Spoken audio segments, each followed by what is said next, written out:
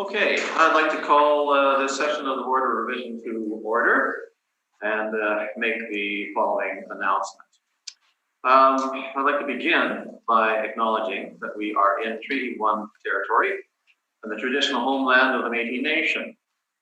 With me on the panel today are Bill Moretsky and Gisela Rempel. I am Mark Moretsky. I will be chairing this session. The assessor today is Doug Strachan.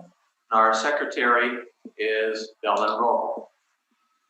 We're beginning today with 433 Linden. That'll be the first one. So what we do is we will start with you. You will see everything that's going on, and when you're finished, then your line will be cut and we'll be going on to the next person. We'll be hearing applications for a revision of the assessment roll in accordance with the Municipal Assessment Act. The matters for which revision is requested have been described in each application, and we will limit discussion to those matters. The statements that are made at this hearing are sworn testimony, and anyone speaking to the matters must be sworn in. Be advised that comparisons of assessments of properties are not considered evidence of market value by the Board of Revision. The Board of Revision is appointed annually by a council and is independent of it from the city administration. It makes its decisions on the basis of the evidence provided at this hearing and issues a written order that you will be mailed as soon as possible.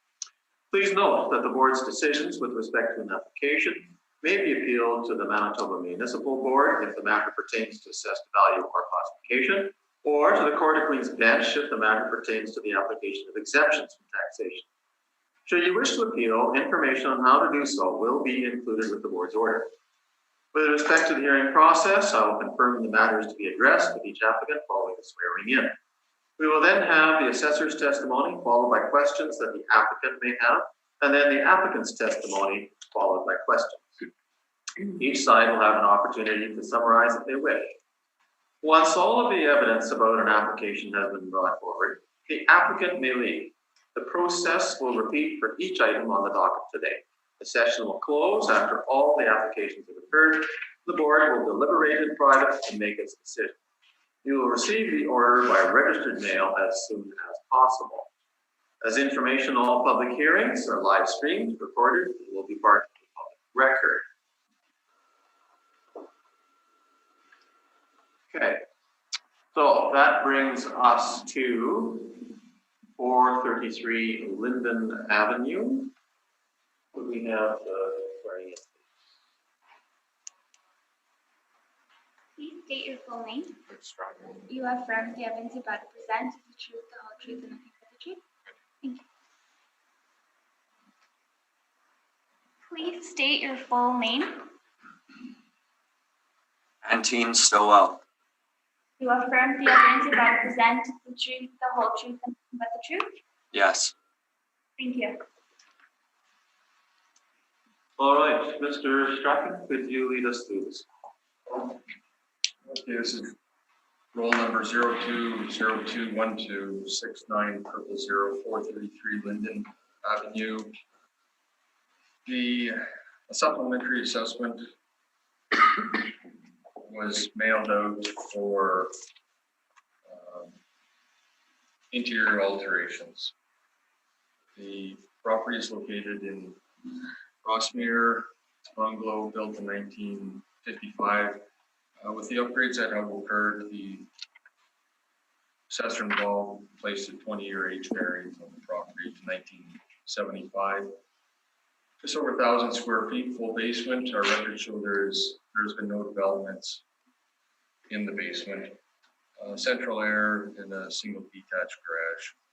Lot size just under 5,000 square feet.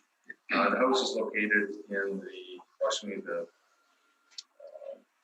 middle of Linden between Roche and Watt. The 2020 assessment is $267,000. The previous assessment was $200,000. The supplementary brought the assessment to $267,000. The four comparables I supplied, they're all in Rossmere.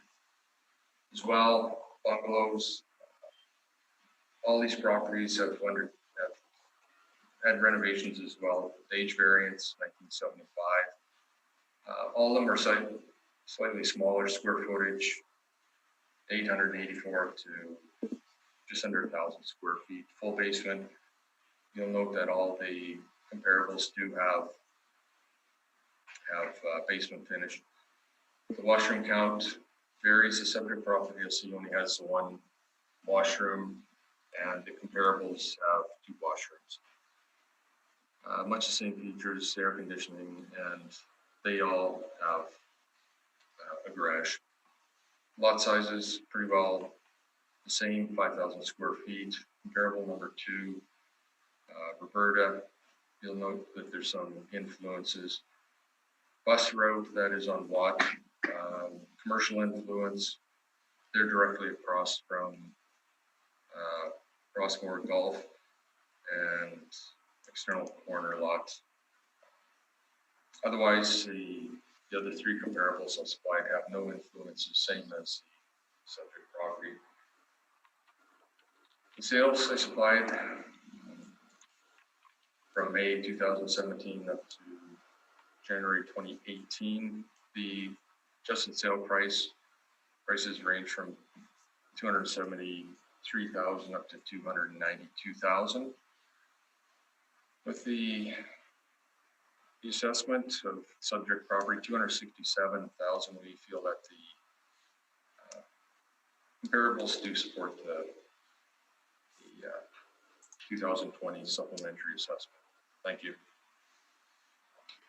Hey, at this point, you can ask questions of the assessor about the information that he has presented.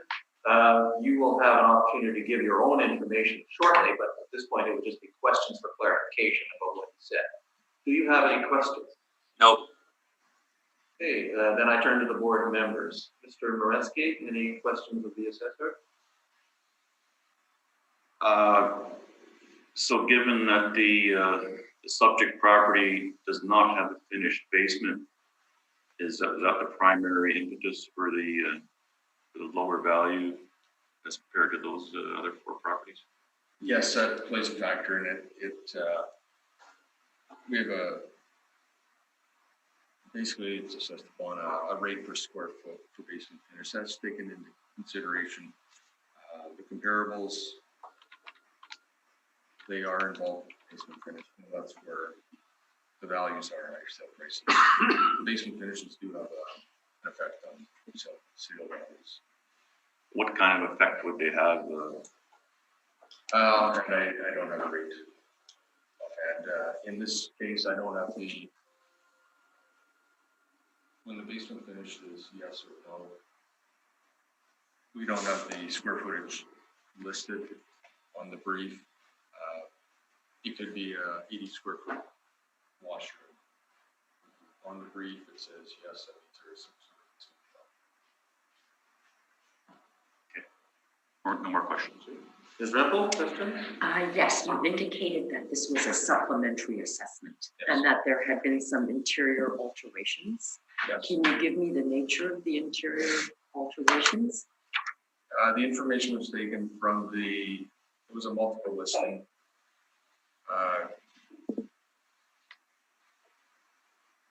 It gives a description of what was, I could give the information off the listing if you like. Otherwise, there's been interior renovations, remodeling. Mentions the player main floor has been completely renovated. Plumbing, windows.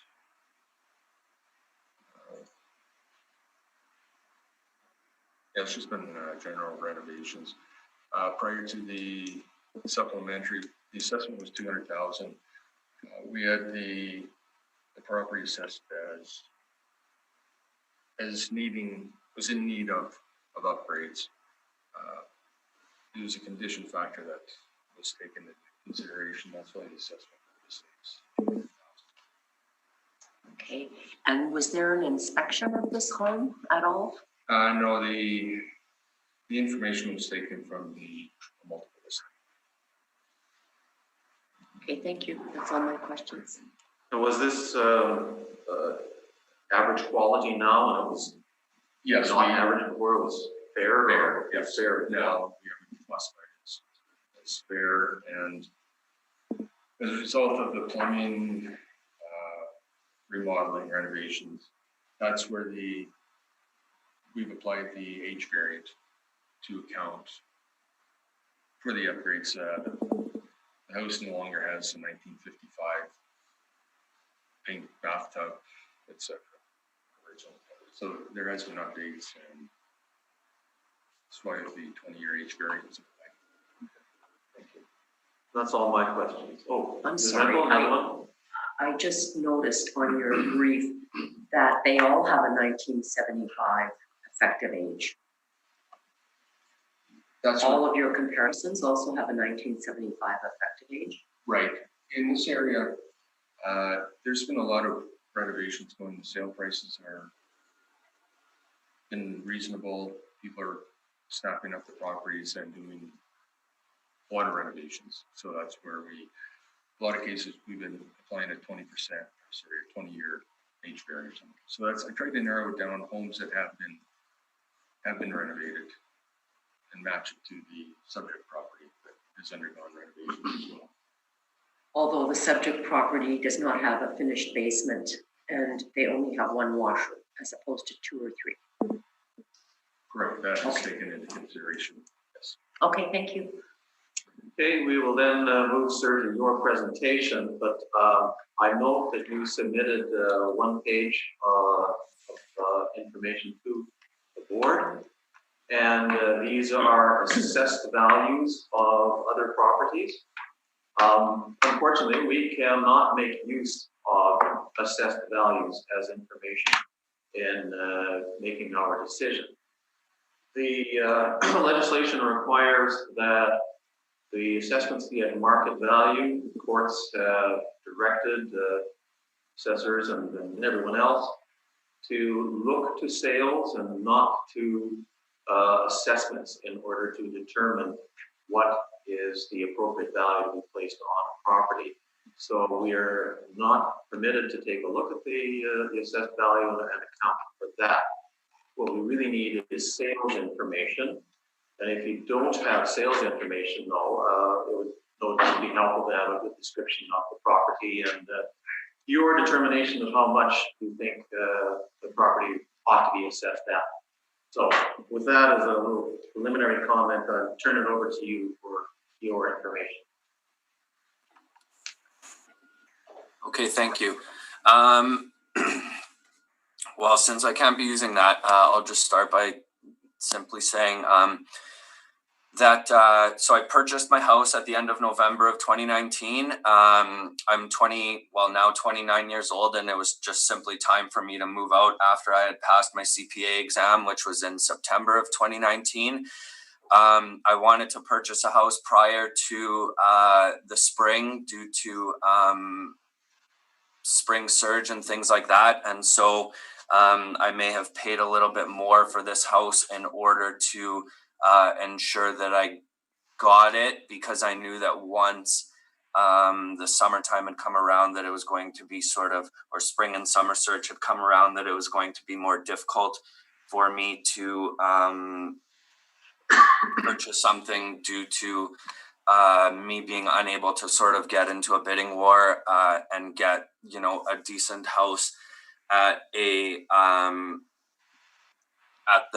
price that was on par with its value. My house, 433 Linden, it did show very well, which is why I was willing to maybe pay more than the house was worth. I am a first-time homeowner and taxpayer. I am willing to pay my fair share of taxes, but not more. So I have presented, 19 houses, I believe, that 18, while I understand that you guys don't look at all of that stuff, I would simply say that the average is similar with these 18 properties that I've presented for both square foot of the house, square foot of the land. They all have finished basements, and their average value is $12,000 less than what mine is. in order to complete a basement, there's not even any framing in my basement, no plumbing. So in order to complete, a finished basement can cost upwards of $15,000, if not $20,000. And so with only looking at sales prices, I would simply say that part of me feels that can be a tad bit of a flawed system, because, for instance, I know that houses right now are selling for $30,000 or $40,000 more than what they are being listed for, due to the high market demand of houses but limited supply as a result of COVID-19. And so I would question if those houses, once they are reassessed, if they're going to actually be sold, if they're going to be assessed based on the $30,000 or $40,000 price, higher than what the selling price is. I don't necessarily feel that the demand of the market should determine what a house is assessed at when it comes to what its actual value is. If there's 10 people that want to buy a cell phone and nobody has a cell phone, they're going to pay more than what the cell phone is actually worth, because there's only one cell phone available. But besides that, I bring 3 properties forward. One is 475 Hazel Dell, 992 square feet, 5,066 land square footage, or the assessed land size. Finished basement, single detached garage, sold for just under $265,000. Property value or assessed value was $262,000. 471 Linden, 1,030 square feet. You're now actually giving us some sale prices, though, eh? Like you submit. I'm giving both. Okay. Can you slow down a little bit so we can record Sure. it? We don't have the documentation for that, of course. First one you said was on Hazel Dell. 475. And now the other thing to take note of is we can only make use of sales at or prior to April 1st. I'm aware of that. Okay. Carry on. 992 square feet, 5066 lot size. Finished basement, single detached garage, sale price of $264,500. With, while it doesn't apparently matter, land or property tax value of $262,000.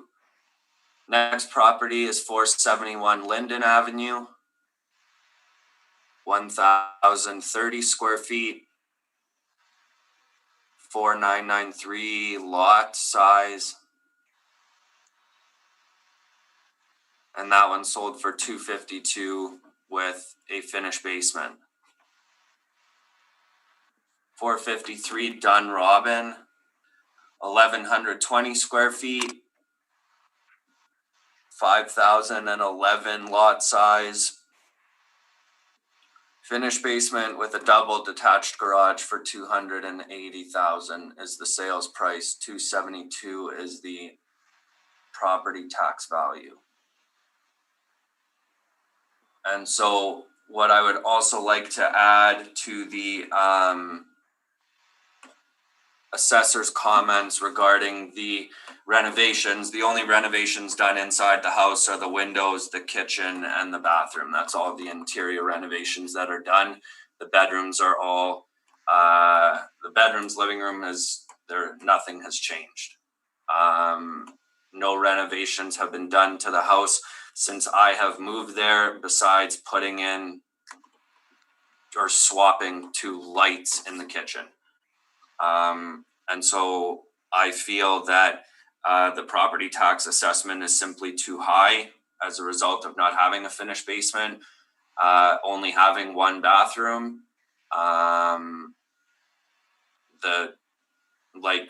again, not even being able to, or not having any plumbing in the basement whatsoever, not having any framing in the basement whatsoever.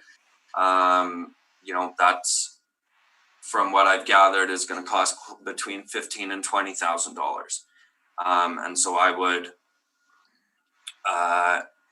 just like to finish by saying that I feel that my property has been overassessed for the value. And before I turn to the assessor for questions, could you just give us the dates of those sales? They are all prior April 1st, 2018. Yep, I just need 1 second.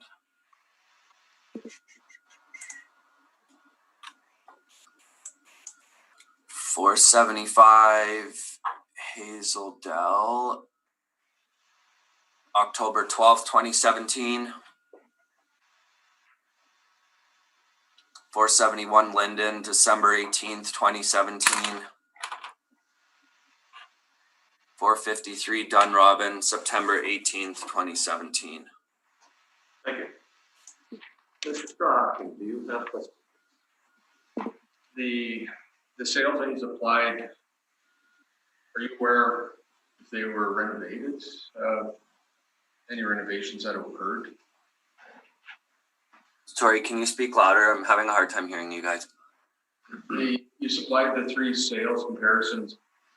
Did you look into the multiple listings by chance? I'm just wondering, have they undergone renovations? I'm not aware if they've gone under renovations since the sale date. Okay, no other questions. Thank you. Mr. Moretsky, questions? Yeah, I just missed the 453 Dunrobin. How many square feet was it? 1,120. And what was the source of your information for these 3 properties? I searched for it on Google houses sold in my area prior to April 1st of 2018. So was it multiple listing service? Is that what it was, or is it something else? Yes, just looked at lists, looked at whatever I could find.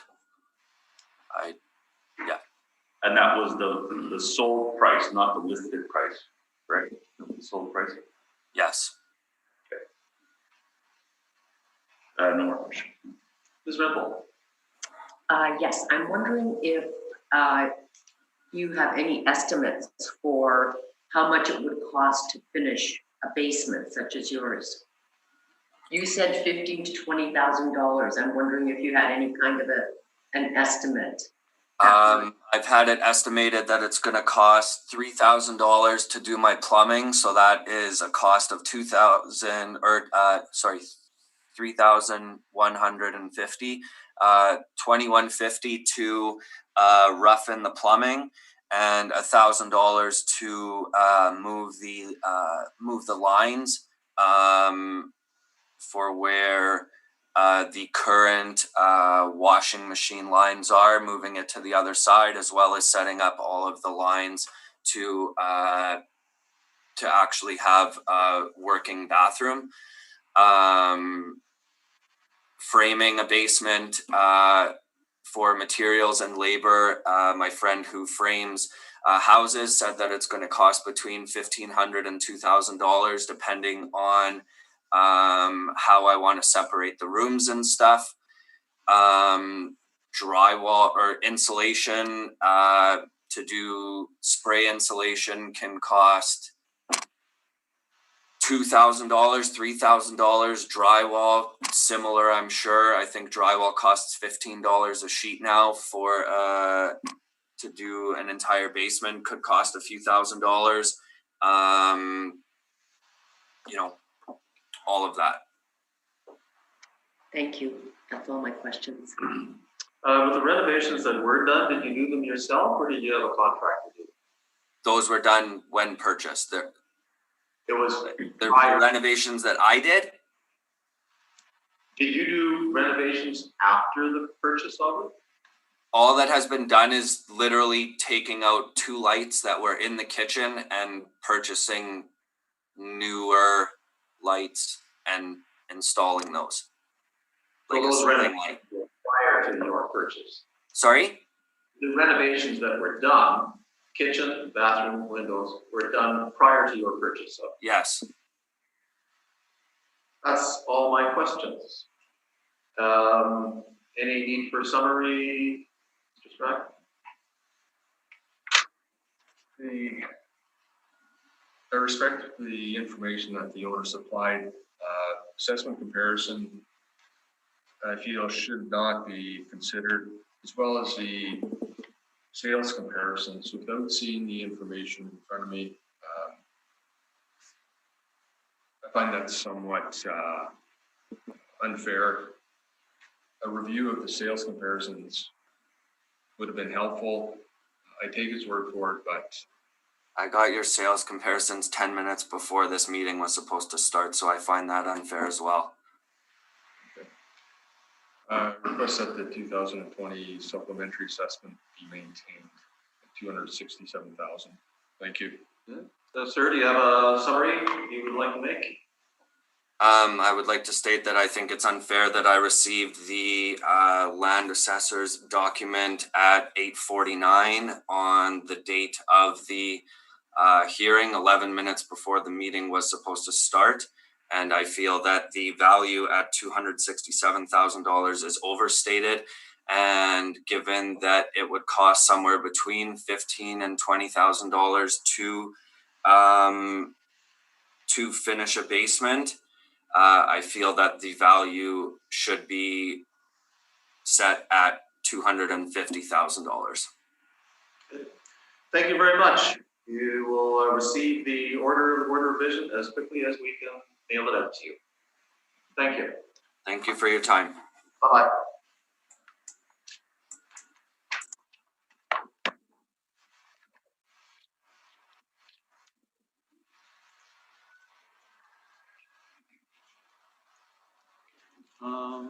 Next, we'll do him next. All right. That's 611 Mulvey.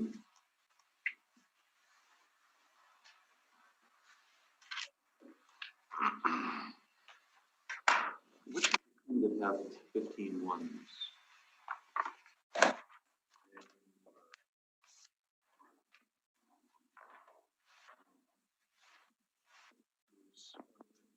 Prairie Spring. This says, oh, okay. Withdrawn. Yeah, but you said there were two of them. Yeah, sorry, to Oh, just those two listings on that one. yeah, earlier, sorry. Okay.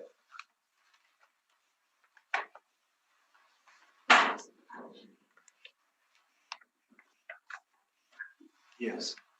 State your full name.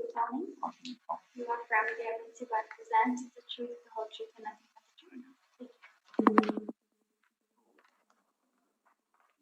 Sorry for your comments.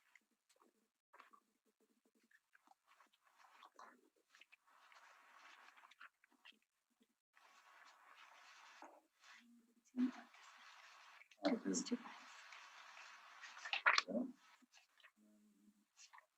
I'll give you mine when I'm done. All right, we are ready. Mr. Strachan, could you begin 611 Mulvey? 611 will be roll number 12097806635. The supplementary notice sent for this property 2018, 2019, 2020. For beginners, start with the 2018. This is a two-story side-by-side, built 2012. It had started a number of years ago, and it took a while for the property to be completed. That's where the supplementary assessment was effective April 13th, 2018. Approximately 1,400 square feet. There's 3 washrooms in the property, fireplace, and a detached garage. Approximately 2,700 square foot lot. Social influence, right next door, there is a multifamily conversion property. It's quite a number of units in it, and we considered close to an apartment, but with a number of tenants. It is a multifamily. Comparable one, 394 Ward Law. It's a two-story side by side, 1984, 1,300 square feet. Full basement development, 3 washrooms, attached garage. Lot size is very small, 2,000 square feet. Commercial adjacent, there's a condo complex. This property is surrounded by either a condo complex or 2 apartment blocks. Sold in July 2015. Since the reference year is April 1st, 2016.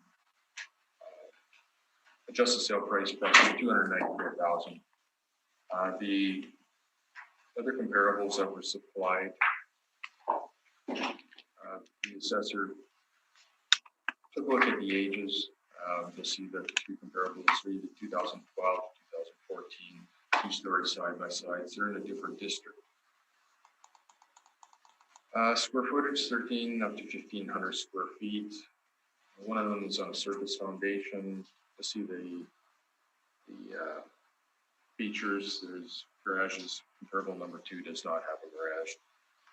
Lot sizes very close, up to 2,600, 2,700 square feet. They all have taken into consideration commercial properties adjacent. The one comparable number 2 backs onto a retail, and the comparables 3 and 4 they back onto a large apartment complex. Sale prices anywhere from the 294,000 up to 362,000. We have the property assessed at 398,000 or $285 a square foot. The one thing that does play a factor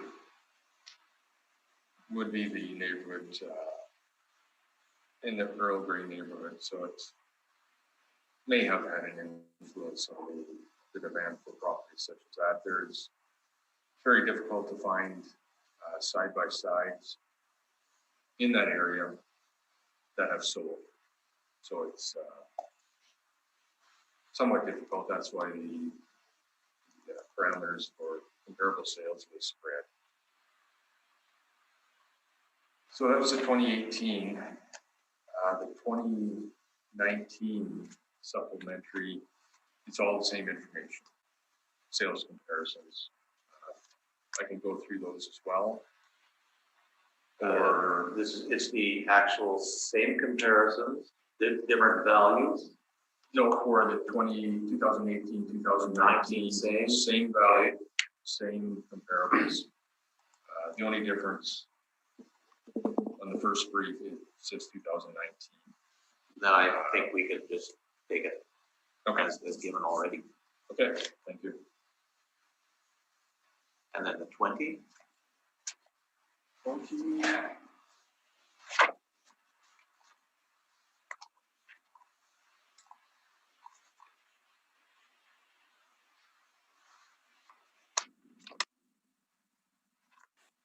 Okay, this 2020 supplementary, it's file number 196013. Same features, as I mentioned, for the subject property. Comparable, the comparables again, the assessor widened the parameters to find comparable side-by-sides, 2-story side-by-sides. Comparable number 1, it's very close to the same age, size, features. Difference there is the lot size, 6,000 square feet. It's sold for time adjusted sale price, $315,000. Ward law. I don't feel it's necessary to go through them all, but the comparables, try to get as close as possible, 1,300 up to 1,500 square feet. Lot sizes for comparables, 2, 3, 4, small lots comparable to the subject. Trying to adjust the sale prices in the 304 up to 318,000. The 2020 assessment for the subject property, $406,000. Thank you. Questions, Mr. Newcomb? Yep. When you're evaluating, sorry, the first question, I noticed that at the bottom, it's got Dutch and Ramswack's name on it. Do you prepare this? And you're just presenting this, okay. When you're using a unit of comparison for a duplex, do you use a square foot or a per unit base? What we take a look at is the building type. In this case, we would take into consideration side by sides. But you're not using that, like the 2 units are sale that it's a price per unit. Or are you? I don't know. We're using just square feet. Or is your unit of comparison? We try to narrow down the type of building plus aim at the square footage as well. Okay, well, no, I'm just wondering because you've got both square footage and we do have a multi-family project, which can also be done on a per unit basis. And I would just like to narrow my questioning to how it's done with the assessment department. For properties like this, just so I get straight, you're suggesting that they're done by income when it's No, like per unit, like an apartment, if you have 30 units, it sells for 40,000 a door, that sort of thing. Right. Now, this isn't an apartment, this is a duplex. So, Right. But I have heard some assessors provide some different rationales on valuation methodology. So I just want to make sure that we're all on the same page. We're talking per unit. Like if you're saying we have a sale at 290,000, or are we saying per square foot, we're going to look at the $224 a foot. What we're looking at is the sale price for the entire structure. I don't have a breakdown. But what's your unit of comparison? We arrive at the values using multiple regression features in the regression model, type of property, square footage. That's how the values. Okay, so Mr. Chairperson, I don't have a satisfactory answer to that question, and not picking on Doug here, but I'm just going Maybe to clarify, I'm going to go down both paths. okay, you're doing this comparison on the basis of square feet, right? Yes. You've got listed here square footage Yeah. for the subject all costs. That's the square footage of however many units there might be, right? It's a total of that amount. So it's 2 on the subject. We've got 600 and something or other square feet per unit for a total of 1,396. Correct. It'd be very difficult to find a comparable exact same square footage. That's why there is a range. And non-exact science, that's the method of taking square footage into consideration. All right. Mr. Newell, next question. Yes, and sorry, just to clarify, this is 1/2 of the duplex, correct? Yes, it is a. So the adjoined unit is also likely approximately 1,396 square feet. Correct. That's contrary to what you just said to me. I said, is this the total of that structure, 1,396, therefore each is 600? Oh, okay, sorry, I misunderstood.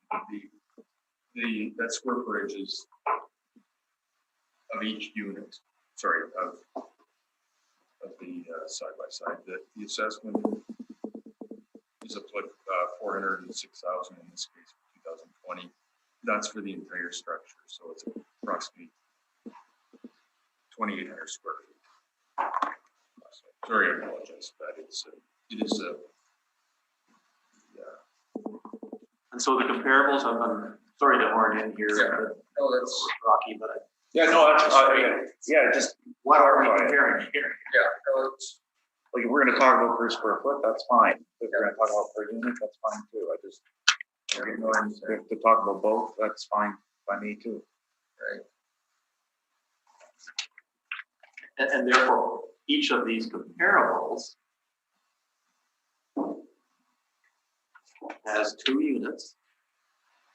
And in each case, say for the first comparable, each unit is 1,406 square feet.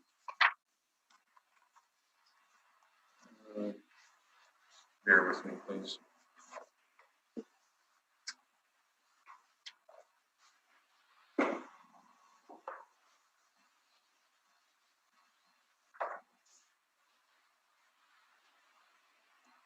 It's not a trick question. No. I know, I just, No, it's the, all the information wasn't, I mean, typically we use a rate per square foot and we know we're dealing with half of the price. yeah, it's the best of my knowledge, it's a 2 times the square footage shown for the comparables.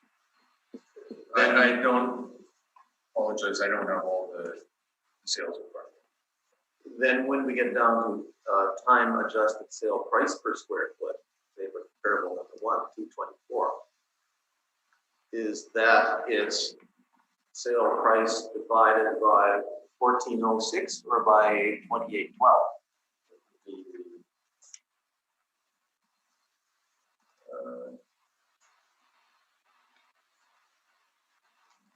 Sure, just bear with me. There's a variety of notes, but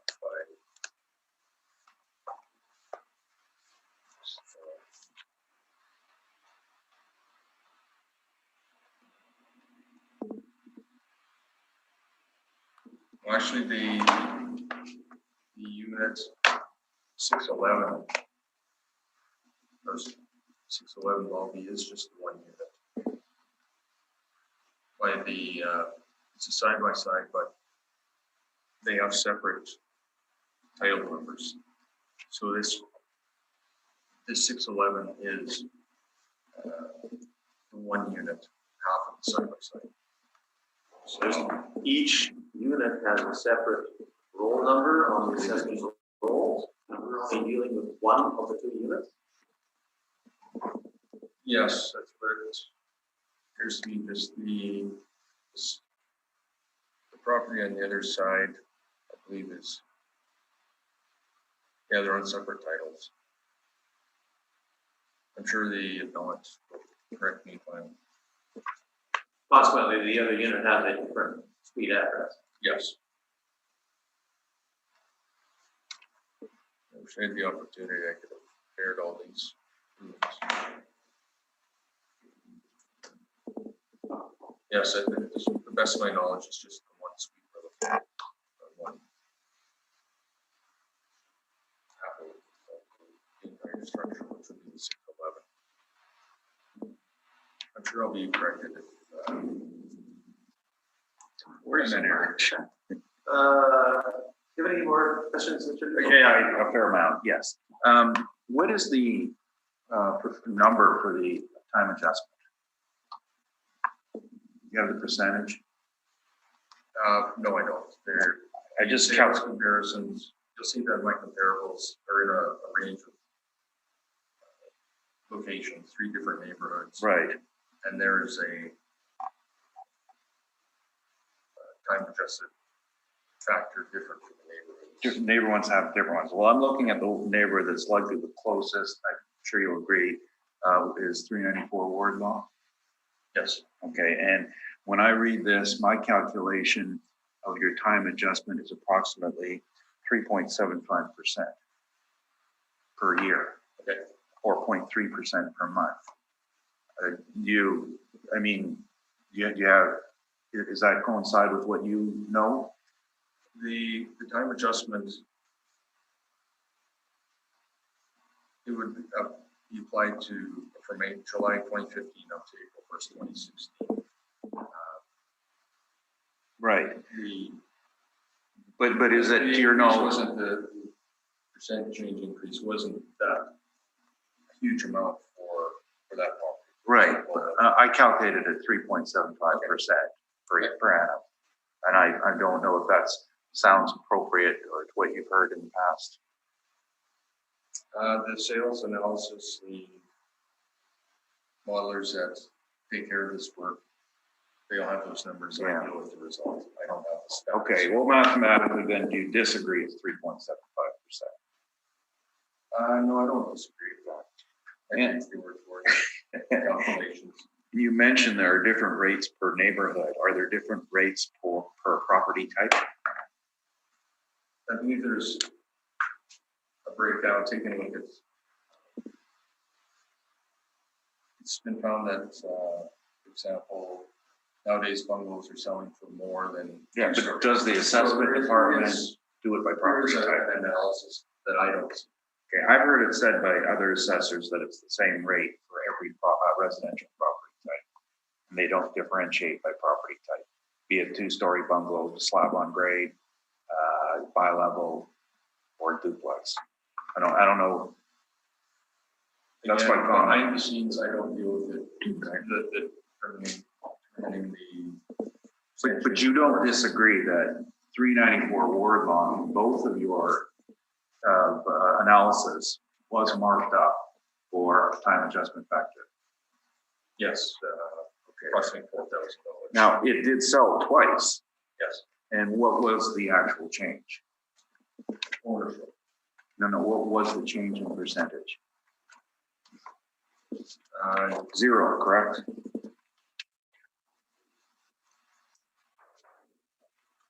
correct. So there was no market factor on that particular property whatsoever. And you have another one that was sold twice. That being 14 Shade Shores, and I just did my math here. That's demonstrating a 0.8% adjustment per year. So that's a fair bit lower than what's been applied at 3.75, correct? Yes, there is a difference. Okay.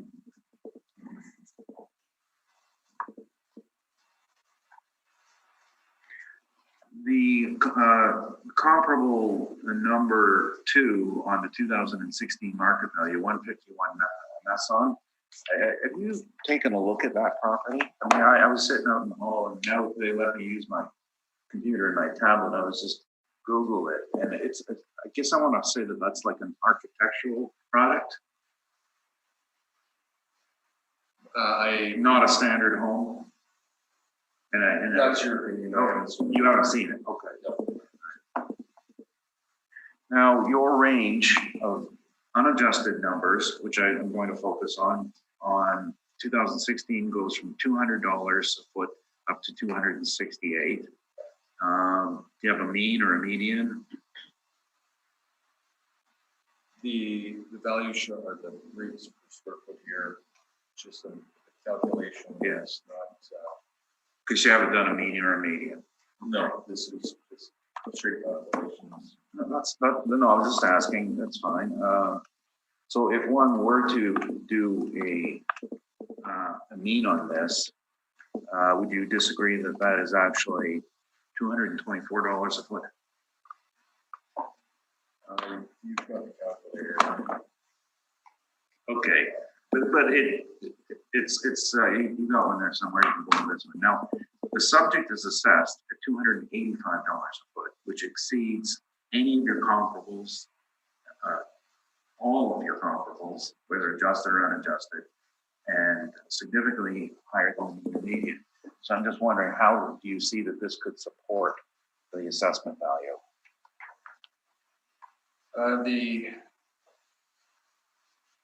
The neighborhood may have played a factor in the value, the demand for the neighborhood. I don't have the stats, all the information in front of me.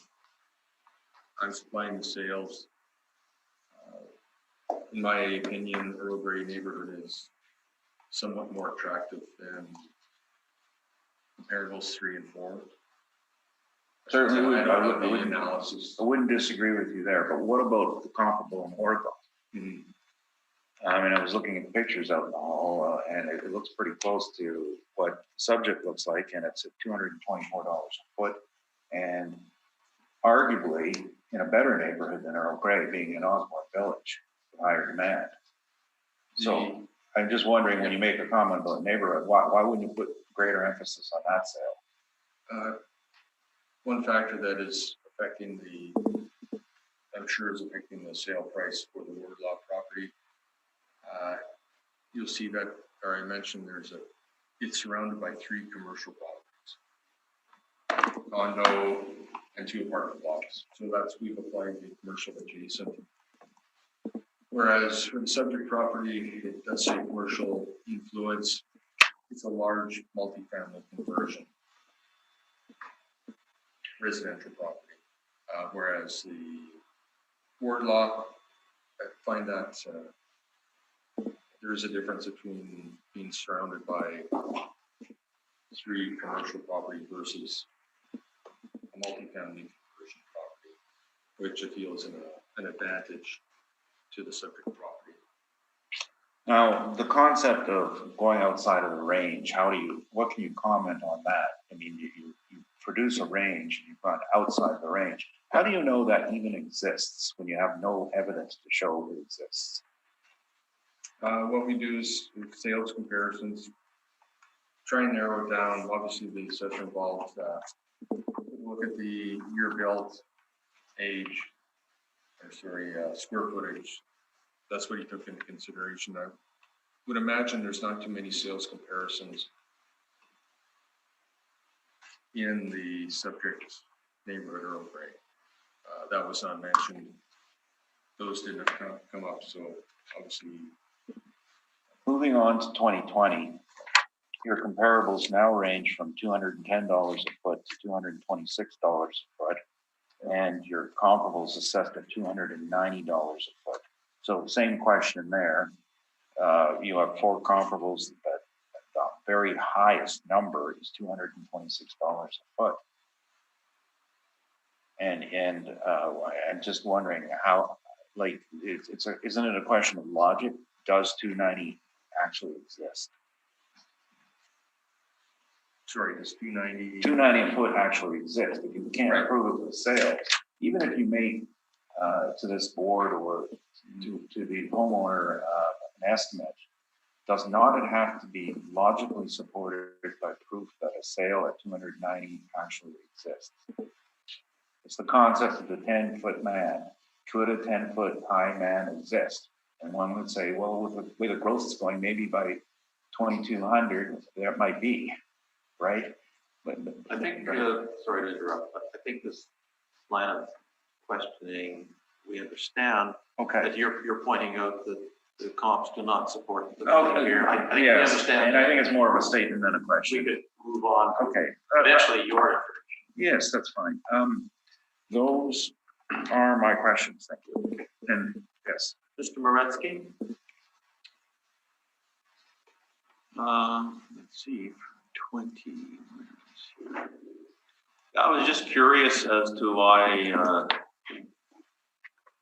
Comp 1 50 Village Code, why the adjusted sale price is the same as the sales price.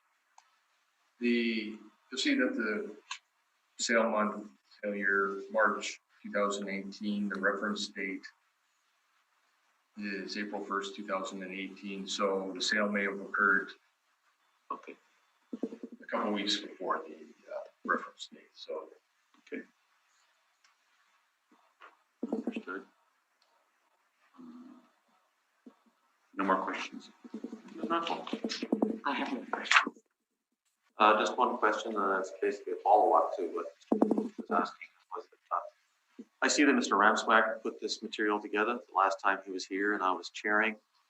He also had a situation, at least one, where the comparables were far lower than the actual assessed value. And I was asking why would this not be compelling him to make a recommendation? He said he could not do so as a CRA. Are you limited in any way in making a recommendation, and would these not compel you? I would, if I had the opportunity to take a look at this prior to the hearing. I very well may have been able to possibly 15-1, but at the hearing, I'd have to, I don't have the opportunity to do a recommendation right on the spot. The timing issue. Yes. Okay, Mr. Neufeld, we have your information. Thank you. By way of background, a couple things. First of all, I did not personally prepare these reports, so there's no signature, there's no appraisal designation on them. It was an office preparation. I'm merely here presenting. The two properties, it's infill development, are owned by, each side is owned by a brother to the other guy. So they built this together, and they each live on one side. And there was a mix-up when the supplementals showed up. One of them never received the supplementals, and I think it's still hanging out there whether or not they're going to be approved to be looked at, because there was no receipt of supplementals. But I'm still discussing that with these. Just because a question you would ask is, well, if they're related, how come they both didn't appeal? And it was a administrative issue we're working over right now. So we do have the 2018, 19, and 20 on 611, and the other one is 609.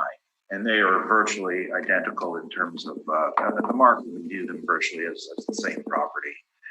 They were built by the owner as the contractor, and they're not contractors by trade. They're actually mechanics. So I don't know how that's going to factor into it, but I guess what I'm trying to say, it's not a luxury home designed by an architect and built by the top builder or anything. It's infill development. What we had looked at primarily was new duplexes, and we saw the ones in Transcona, and there are also a number in Waverly West. And we felt that neighborhood was more similar than Transcona, and there was a great deal of market information on new duplex, and these are each sale represents 1/2 of the duplex. It's called SA semi-attached. So I'm looking at 2018, there are 8 sales, and they range from, these are, some of them are, well, they're all, I guess the sizes, they're fairly well correspond to the subject. They're all 2 stories, all have similar build years, and they range from $200 a foot up to $228 a foot. And for the record, my opinion is that 394 Wardlaw, after seeing it, is also a reasonable comparable to throw into this mix. I don't know why we didn't pick it up.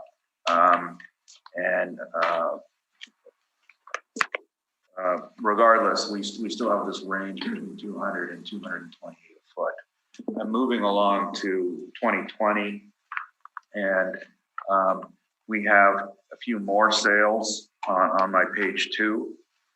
We have about 11 sales, all single attached 2 stories, and they range a bit higher. There's one actually that's at 303 a foot, and the low end is 204 a foot. Oh, I missed the second page. There's another 8. So we have lots. There was a fair amount of market activity in Waverly West, and you can see that what our decision was on 211 a foot on 2018, 230 a foot on 2020, and that was due to more data from Waverly West. The concept of whether this is a comparable neighborhood or not, or what is a comparable neighborhood, well, if you accept the assessor's comment that Lord Gray showed more of a residential flavor, then look at the sales from Waverly West, because it is a residential subdivision. If not, then the Earl Grey sale would compare very favorably to Osborne Village. And I think personally that the demographics are very, very close. Higher demand in Osborne Village than there is in Lord Grey. And so I think our numbers are really, really good, bracketed by the sales I've mentioned, 211 a foot, and in 2018-19, and 230 a foot in 2020. That's my presentation. Mr. Crockett, questions?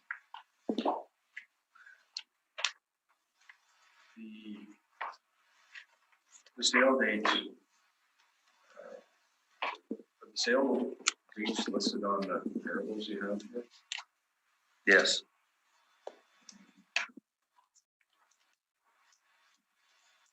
I haven't seen these types of sales before. Oh, this is from MLS, and what you can do on MLS is pick a presentation pane. Right. So we took the this is called a short presentation frame. Yeah. So up in the top right corner, Yeah. that's the actual sale. Yeah, like you probably looked at the bigger ones, right? With the list price, sale price, that sort of thing. Yeah.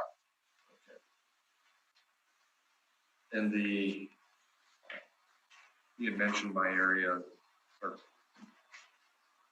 took a look at a wider neighborhood parameter to look at sales comparisons.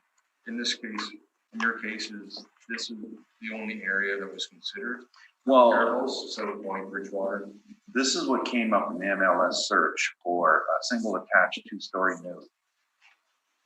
And then the closest neighborhoods, I believe the Transcona ones came up as well. But, you know, they were quite some distance away, and it is a completely different neighborhood. They would have actually bolstered a lower price as well, because I think Waverly West is showing a higher market demand than Transcona. Okay. Do these properties have garages? You have to go through them one by one. Like the first 3, 4, or 5 say pad rear, and then I've got next one says attached 1-story. Or sorry, attached 1 car garage. A lot of these were built on the Waverly West concept street that had back lanes. So at time of sale, it would have been a detached garage. And these were originally listed as without garage. So we don't know if when the sale happened, a garage was added, because we're still dealing with an earlier one. And so I'm moving on to 2020. First one, pad site. Next one, attached 1 car.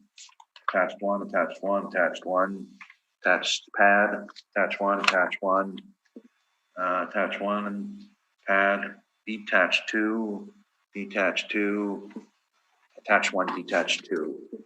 And you can see the line if anybody wants to read through it where it says parking. AT1 means attached garage 1 stall, detached 2 means standalone garage 2 stall. And because these streets were in back lanes, when the listing went up, it wasn't known if the builder was also put a garage down. It's a very common inclusion, and the final sale won't show this on MLS because it only presents the original listing. Would these sale prices in the listing, for example, it says parking pad, with that sale price, would that not, the sale price of, or say 315,000 in the listing that says parking pad? Am I assuming correctly that sale price does not have a garage? No, I wouldn't make that assumption. You probably have to look at the actual contract of it rather than the listing. When you buy a new home, there's the extras that get added later. So the listing won't have the extras on, but the sale price will. Okay. So when you prepared this brief, you didn't do a bit of investigation to see whether or not there's garage involved? No. Did you? I missed it. Or did you supply or put this brief together? No, it was an office brief. Actually, one of my sons put it together. One of the comparables I supplied, you had mentioned, I believe it's the one in St. Boniface, it was a unique property, the subject property, is it, by the looks of the picture you supplied, it's not a standard side-by-side, is it, do you consider that a basic side-by-side property? I think there's some styling differences in it, but in terms of quality, there's nothing, what we call architectural quality. The St. Boniface one, infill in St. Boniface is a different trend where the achieved sale prices tend to be 15 to 20% higher than other parts of the city. And it's a social issue where people want to move back to St. Boniface where they grew up. And it does generate higher sales per square foot, more so than most districts in the city. And so we tend not to like to use St. Boniface sales because we feel that there's extra influence on transactions. You mentioned 15% difference. Where did that come from? I've done several jobs on multifamily properties in St. Boniface, and it was about 5 or 6 years ago. I had a project where I was looking at duplex, and fourplexes, and the range in St. Boniface just came up so much higher than anywhere else. Often it was more apt to have extended families, mortgage helper concept, and I'm not saying that they're not valid sales. I'm saying that they're valid for comparison to other St. Boniface sales, but they would obscure the facts when looking at other parts of the city. So in that, you mentioned people going back to the area they grew up in. Does that not occur for people living in Transcona who grew up in Earl Grey? Does that occur? Do people not move back to their neighborhoods throughout the city? That's a very difficult question to answer in this day and age and still be politically correct. So I mentioned it's a cultural issue, it's a language issue, and that sort of identity doesn't exist in other neighborhoods. Okay, that's quite the analysis. I have no other questions. Thank you.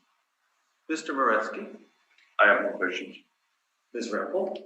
I only have one question, and I see that you are requesting that the value be reduced to 321, pardon me, for 2018 and also for 2020? No, I have 295 for 2018. Sorry.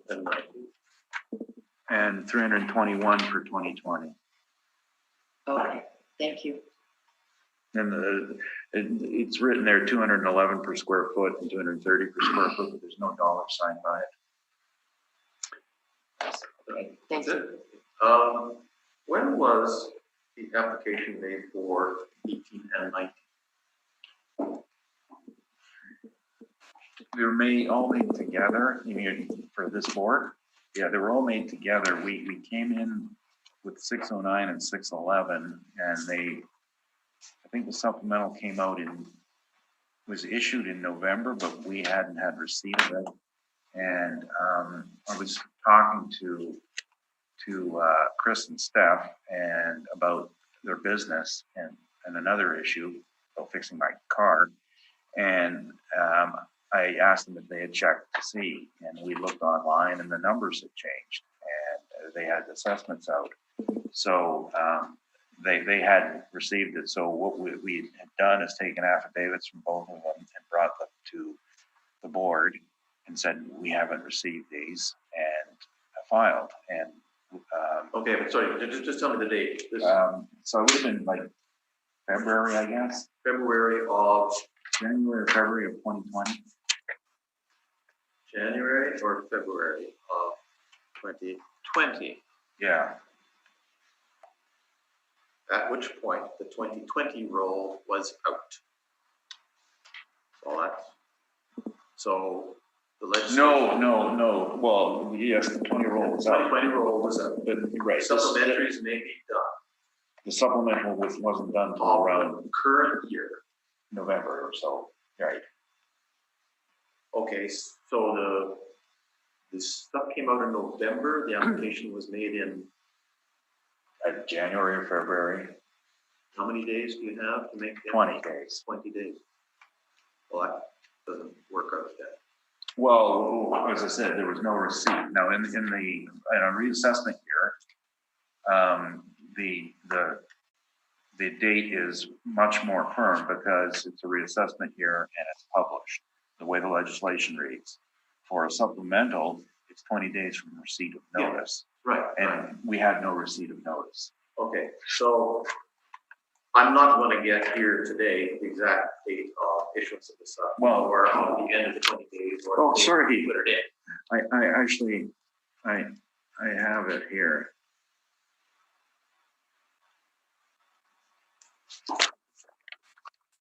I have one of the affidavits here, and I have the.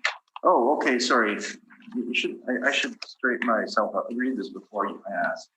Supplementals were issued September 9th, 2019.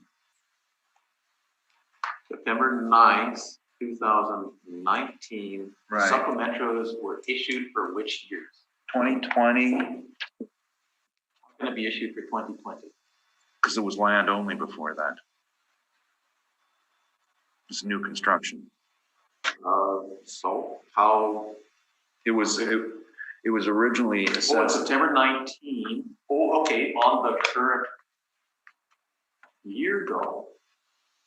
The current year is 2019. The tax roll can be changed for 2019 and for 2018, going back 1 year. Right, and so what we have is we have three sets of notices here.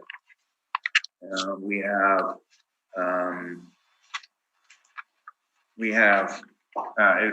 the effective date was April 13th, 2018, and that was issued September 9th, 2019. Okay, that makes sense. Going back 1 year. Right, under section 340 charter. And so then the tax roll for 2019 can also be changed. Well, 2019 was then the same date, a separate notice for it, Okay. under section 340 of the charter. Uh-huh. Then the same date, we have under section 14.2 of the Municipal Assessment Act, change in the 2020. And 14.2 right, change to 2020. Not a sub. Just yeah, well, it's considered a Error- supplement. It's a supplemental error or under section. omission. Under section, Change. right? But it's yeah, it's a correction.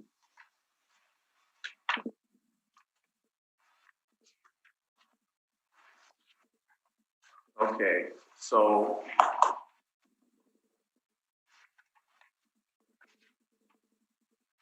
the application to revise the 18 and the 19, that having been issued on September 9th, that application to revise was made what date? October 10th, October 2019. So it was Okay. actually only 10 days late.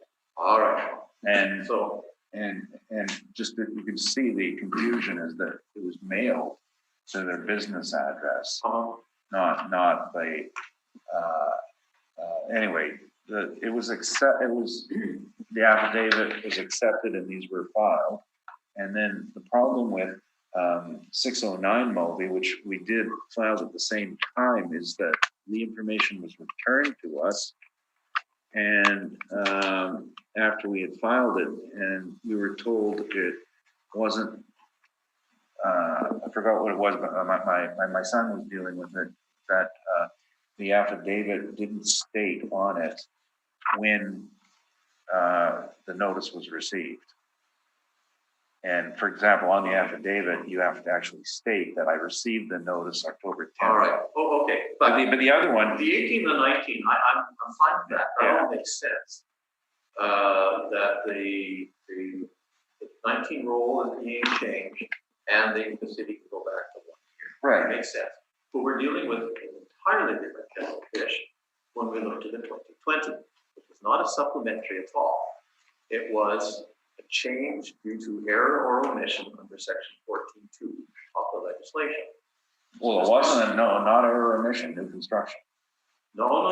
14.2, the city uses that. Well, then they're using it wrongly if they're using Mr. Strachan, can you tell me what provisions there are for appealing an error or omission change?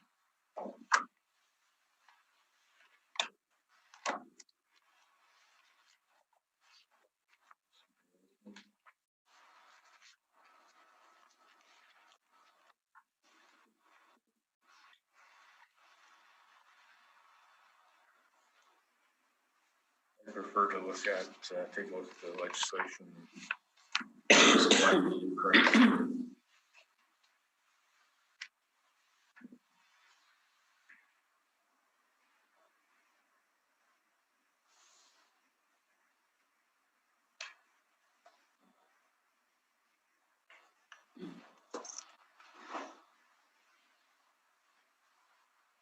By an assessor to amend assessment law under section 13.2.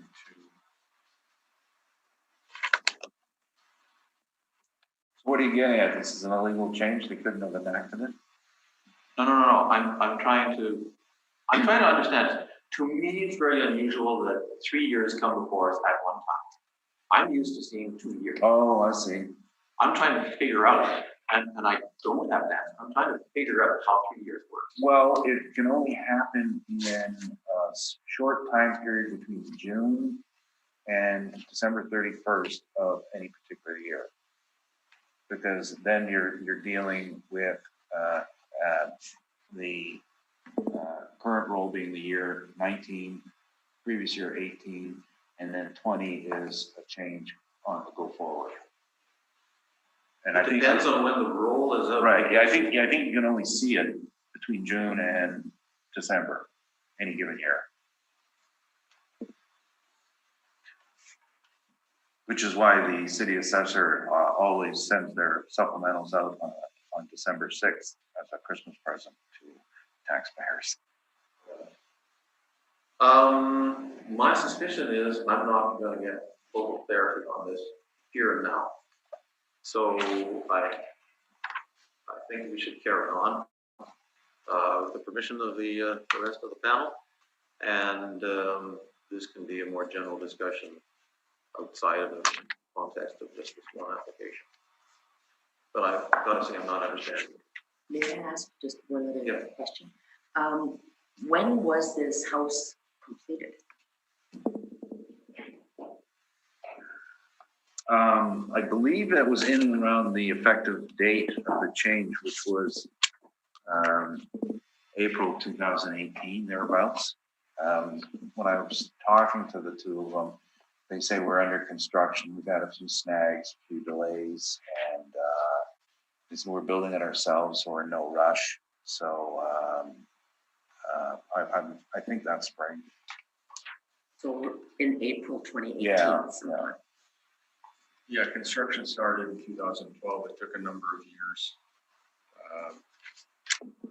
What happens is after you request a permit, the property and planning comes back after 2 years and wants you to close your permit or report or ask for an extension. And there are rare instances where you're a bit slower than the expectations. You can get an extension. And then, or if you run into a snag during construction, I have one particular client who took a permit out and opened his walls up and discovered mold. So it took an extra year of construction, and that happens. So then may I ask, what was the original assessment for 2018 prior to the supplementary? 31,500 is for the land. Okay, that's all my questions. I do need to know one other thing that's pertinent to this. You received the supplementary notices for 18 and 19, to which you made application for revision. Right. What did you receive with respect to 2020, and what did it say about your right of appeal?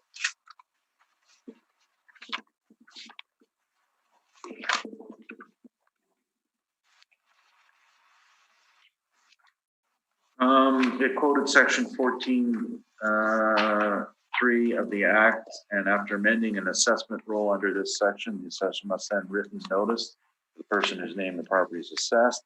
The revision and appeal process set out in Part 8 applies in respect of the amendment. Part 8, that's referring to the city. The Municipal Assessment Act. The assessment. Act, Part 8 revision process. So they said that the amendment is covered by it. That's there. Okay. Okay. So two different processes. Yeah, and that's if you're familiar with the court action on the carry forward principle. This was one of the lengthy discussions they got into.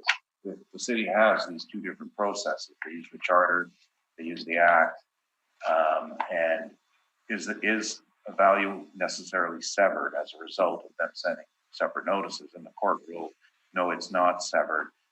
They are identical in all purposes if the value is the same. And that's when we have a mid-roll change. Say 18 was done by section 340 and 19 was done by the 14.2 in the Act. Courts ruled that should be considered one and the same. In this case, there's no issue because we have severance on tax cycle years. Okay.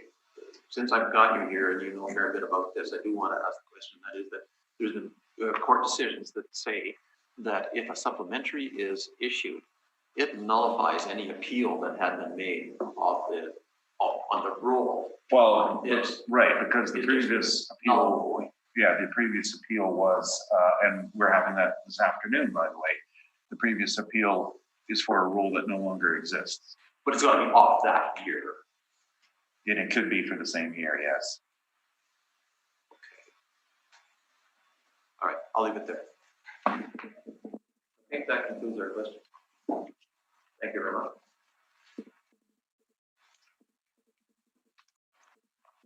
I was going to take a brief summary. Well, if you wish, certainly.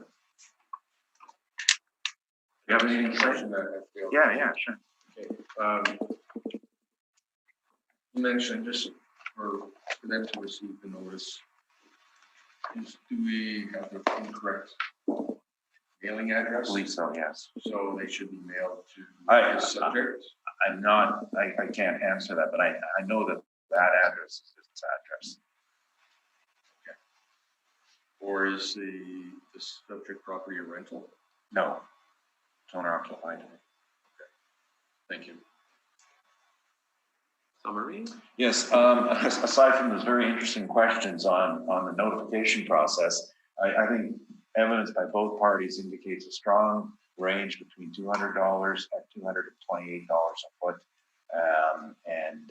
There is one outlier that the assessor brought forward, which in St. Boniface, which we would never have used.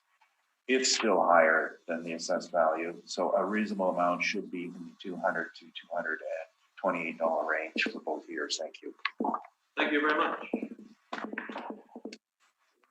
Who shall we move on to next? The last one, Ruskin Road.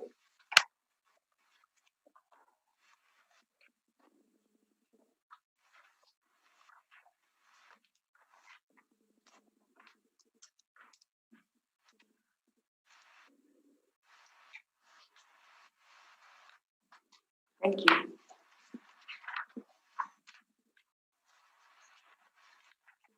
It's just practice. Where you forget. Yeah. The next applicant is by Zoom, right? Yeah, and he's here. Oh, yes, that's right. He's He's coming here in in person. person. Was coming in person.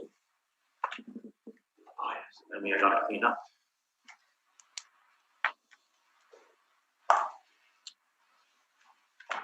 I drove past Ruskin Road yesterday and thought, oh, my mother lived on Ruskin Road when she was in her 20s. Oh, is that right? Good morning. Good morning. Thank you for coming down. Thank you. It was short notice. I got here in 9 minutes. Oh. My computer wouldn't allow audio or video, so I couldn't Zoom you guys the way I thought I could. Well, fortunately, traffic seems to be very light today. Oh, it was wonderful. That's great. I think everybody's taking a 5-day weekend. We will need to swear you in for your information. So, State your full name, John Charles Young. and you affirm the evidence you're about to present is the truth, the whole truth, and nothing but the truth. No Bible? No. that's a touch point. Sure. Okay, so, Mr. Assessor, could you lead us through this one? Roll number 120978 043210 Ruskin Road. This is for the 2019 supplementary assessment. Notice effective January 1st, 2019 is revised from 871,000 to 1.178 million, which was the result was from the permit interior alterations, upgrades to the property. Property is 2-story, single family. A 15-year age variant was applied to the property. She was original year built 1974, age variant 1989. 4,300 square feet. It's a full basement development. According to the records, there's 5 washrooms. Fireplace, dash garage, in-ground pool, lot size 14,000 square feet, and I believe directly across the street is Peanut Park, if I remember correctly. Again, the 2019 assessment, 1.178 million or $272 a square foot. The comparables, they're River Heights or 3 or 4 of them on Crescentwood as well. Crescentwood. Subject property is a 2-story. The 2 of the comparables are 2 stories. There's comparables 2 and 3. Also on Ruskin, they're 2.5-story properties. All the homes are older, see 1905 onwards. All of the properties have undergone upgrades. That's the age variance. 1945 to 1966. Lot sizes, approximately, you see the one is just over 2,000 square feet, and the highest, 14 Ruskin, 4,800 square feet. Full basement, development has occurred in the basements, 2 to 5 washrooms. Garages, comparable number 2 does have an in-ground pool as well. Lot sizes, smallest one 7,200 and all the way up to 14 Ruskin, which is 18,000, over 18,000 square feet. That property is by Peanut Park as well, comparable number 4. For an influence, we have the internal corner. It's at this, I believe it's the southwest corner of Harvard. I believe. Sales, since this is the 2019 roll with the reference date April 1, 2016, the sales occurred prior to that date. Time adjusted sale prices, 638,000 up to 989,000.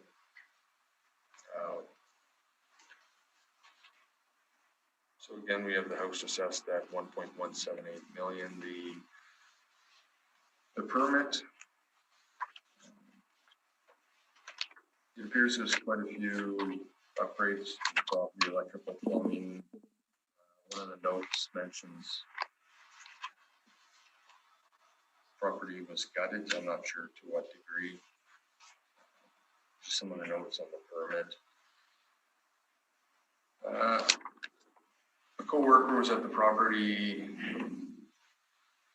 February 5th but the cards did not receive a response.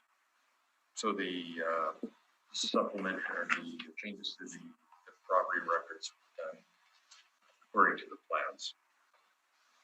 Thank you. And 2020, I could go through it as well if you like. Yes, please.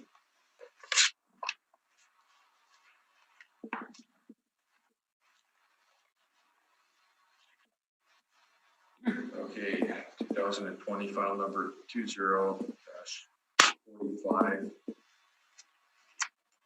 The 2020 assessment, $1,255,000. The comparables are all in the general neighborhood as well. Crescentwood, comparable number 1 is on Wellington Crescent. It's not a river lot, it's on the south side of Wellington.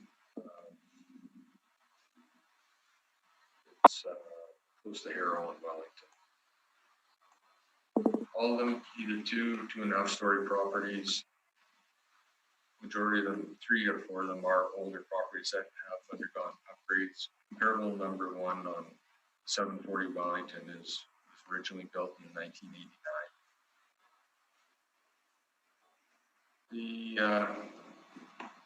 The square footage, approximately 2,500 up to 4,200 square feet. Much the same features again, basement, 4 or 5 washrooms. Either garage, attached garage. All the lots are a bit smaller, 9,500 square feet, 13,500 for comparable number 4. Sale prices, adjusted sale prices, 1 million up to 1.3 million. Reference date April 1st, 2018. So you see these sales occurred in 2016 and 2017. The assessment, $1.255 million, $290 a square foot. Feels what the property may have sold for April 1st, 2018. I just noticed that we actually have, sorry, I knew this an hour and a half ago, but there's a liability to taxation issue on this property. You made application to revise the liability to taxation as well as the value, is that correct? I'm not sure about that. I know I appealed the assessment for 2019 and 20. And I may have asked the clerk at the time whether the 2019 taxes that were assessed in 2020 were payable, or whether they were subject to the COVID deferral, as I call it, to September. But that would be the only discussion of that. So your issue that you want addressed here today is strictly value. Yes. And not liability to taxation classification either. I'm not sure what you mean. I haven't done this before, so I'm not sure what you mean by liability for taxation. Whether an exemption applies to the property. Is it exempt because a licensed daycare is in it? Oh, no. Is the property a hospital? No. That's what It's residential. All right. So we will only then deal with the assessed value. Okay, and is that your full presentation then, Mr. Stracker? Yes, it is. Thank you. Okay. So at this point, we turn to you. You can ask him questions about what he presented. Don't give us your full information yet. It's just the questions, clarification of what he has stated. Do you have any questions? A few details. First of all, I believe you mentioned that there were 5 bathrooms. There's actually 3 main bathrooms and 1 in the basement, which is only partially functional. There was a 5th bathroom, but that was, when I bought the property, I realized it was non-operational. It hadn't been used in many, many years. So it effectively has 4 washrooms. I noticed the printout from the city says my basement is finished, but only a very small part of it is finished. I would say maximum a third is finished. The rest is raw space. So you're form these as questions at this point, rather than giving us Oh, information. I'm sorry. Yeah. My question to you is whether you could clarify that the basement is only partially finished versus completely finished.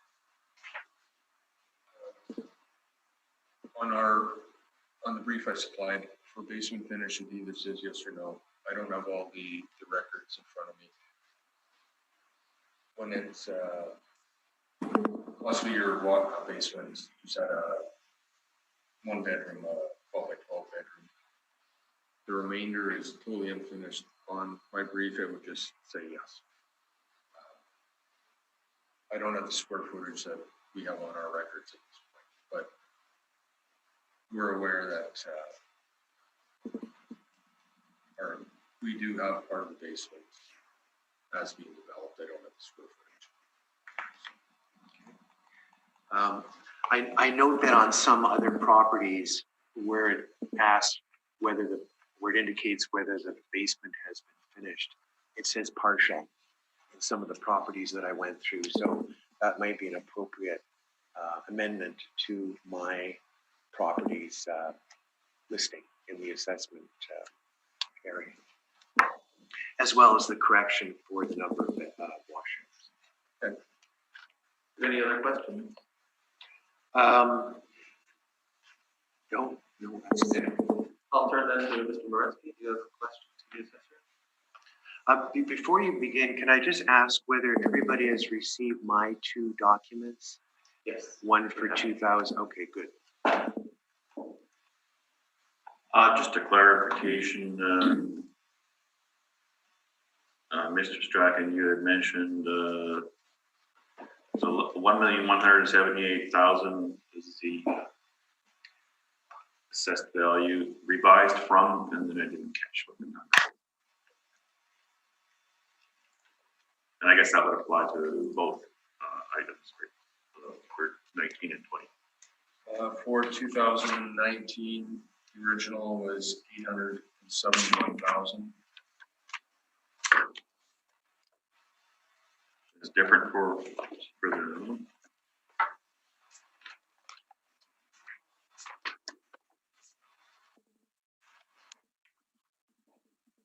Here's was 913.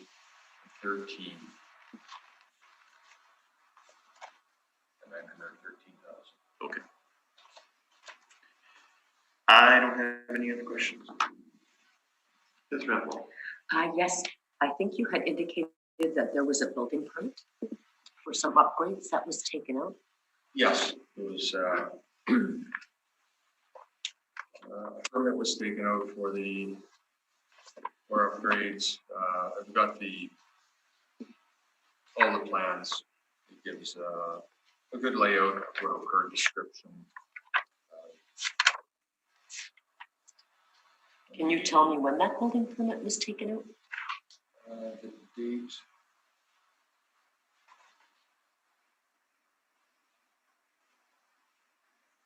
Is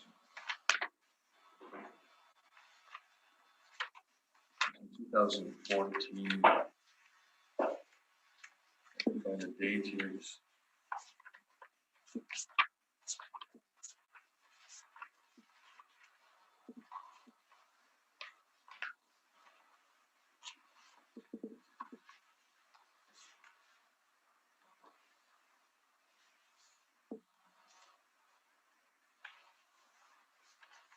Sorry, I've got too many papers here. It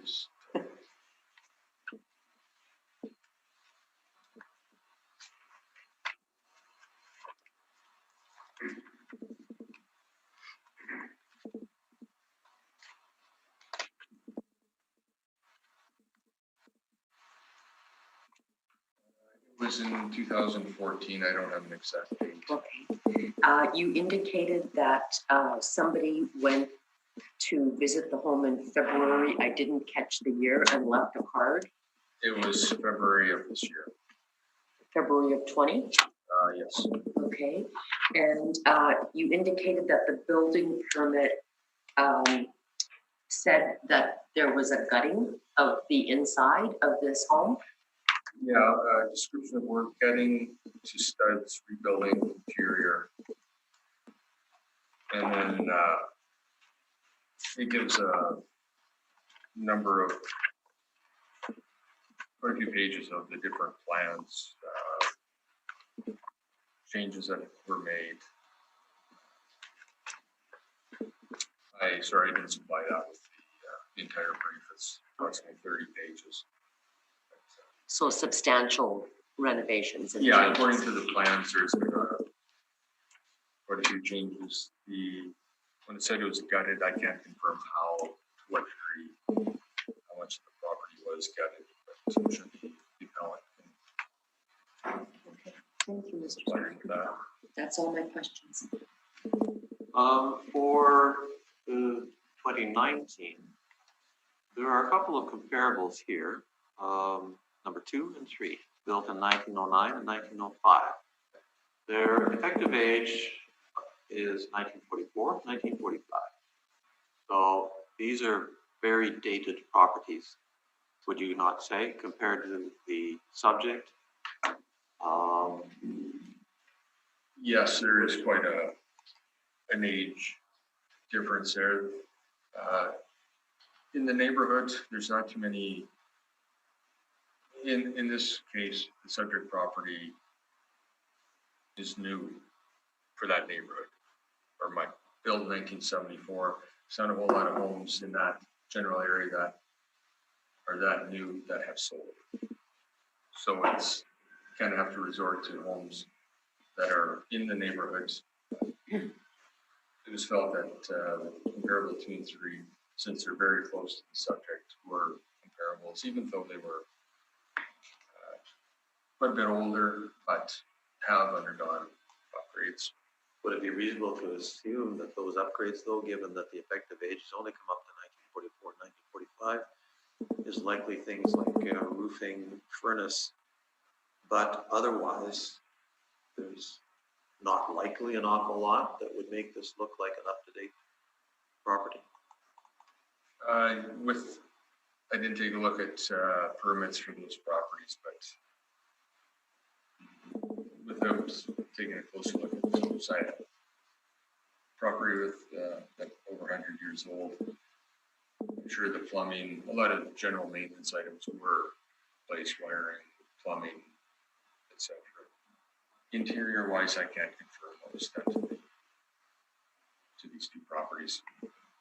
In both cases, 19 and 20, there's a comparable that is far away from Peanut Park. On the other side of Wilton and even on the other side of Cambridge. Are those the same neighborhood? Are those as attractive locations as the Peanut Park area? Sorry, is the Peanut Park area? Are we talking same market, or should we be putting less weight on those because they're so far away? Offhand, I don't know the stats for the Peanut Park area, but I'm under the assumption that it's more attractive than, say, for example, North Franklin on Oxford. I've driven around this area, probably driven by the subject property at one point, but it's a very attractive area, especially with the park there. The Oxford property, much so half the lot size. It's not near park comparable to Peanut Park, so that's why the assessor tried to stay as close as possible as comparables 2 and 3. Which year am I looking at here? 2020, comparable number 2, which is at the corner of Dromore and Wilton. Do you know anything about that property in particular? Its characteristics or the characteristics of the sale? Sure, comparable number one. That's number 2, 300. Oh, Dromore. No, I don't have a full, I'm just going by the sale prices supplied. I don't have, I didn't review the multiple listing. Okay. All right, that's all my questions. Mr. Youngman, we would turn to you then for your information. Could you lead us through it? Yeah, I want to say that the criteria, if you look at the two documents that I supplied you with, I compared, my criteria for valuation was threefold. Is the property on Ruskin Row? Didn't cherry pick around Dromore and Yale and Harvard to try and find the one with the lowest value compared to Ruskin. I just used Ruskin as the baseline. I used the City of Winnipeg printout that had the adjusted values, and I attached them to my two submissions. And what I did in determining value is I compared two things for each property: the square footage of the living area and the square footage of the land area. So for example, if you look at my 2019 report, you'll see I've used 14 Ruskin and 20 Ruskin as comparisons. I adjusted both for living area and land area, and you can see the results of that. For example, under 14 Ruskin, if you were to interpose my living area, you'd end up with a value of $876,000. If you interpose my living area compared to their price, the value would be $759,352. And then what I did is I averaged the two for each comparable property. So for 14 Ruskin, if you average out the internal square footage value and the land area value, you come up with a valuation of $818,007. Similarly, for 20 Ruskin, same thing. I adjust for square footage internal, square footage land area. They come out at 986 and 817 respectively. The final and the average of those two amounts is $901,808. When you do an average of those two comparable properties, you'll see at the very bottom what the mathematics are. So the average of each is $859,907. And I will point out that that's very, very close to the original assessed value of $871. In fact, it's only $11,000 away from that compared to the 2019 assessed value of $1,178,000. My conclusion based, this is for 2019, and you'll see when we get to 2020, the observations remain the same, is that for the last 2 years, 19 and 20, 10 Ruskin has been overassessed, it's been overtaxed, and that when you look at the comparables that I set out for both 19 and 20, they lead to much lower values for 10 Ruskin Road, the subject property. I noticed that for 2019 and 20, the comps that have been offered by the assessment department, number one, are not limited to Ruskin Row.